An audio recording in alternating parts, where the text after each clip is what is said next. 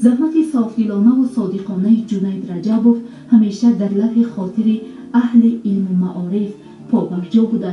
شخصیت ایشان همچون نمونه بهترین راهبر، آموزگار و راهنماساز بخش تربیت و سواد در بحر بی آخر علم و دانش معروف است.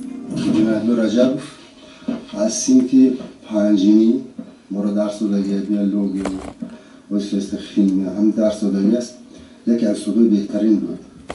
وای ارزنده فن وی معلم بود. ارزترین معلم بود. آموزگاری بود که زیبنده بود.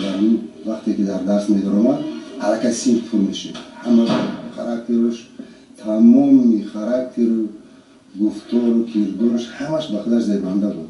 که وقتی که ما با هم دیگر کار می‌کردیم میگفت که شاگرد اگر شخص خواهد که باابرو شود، اگر شخص خواهد که در جمعیت فرق کردیم که صاحب ارزنده شایسته مردم گردد و باید از بالای خود کار کند و بیشتر سهم خود را و نه اینکه فقط به خود بلکه به جمعیت هم بذارد. وابسته به تحلیل و دورنمای وضع آموزگار در جامعه معاصر تاجیکستان باشد، میتوان قید نمود که امروز فعالیت کسب آموزگاری در دوران گذریش نظام معارف کشور و روند مطابق گردانی آن به استانداردهای جهانی روبرو است که حالت مذکور از شخصیت آموزگار و فعالیت بیشتری کسبی و صداقت و صمیمیت را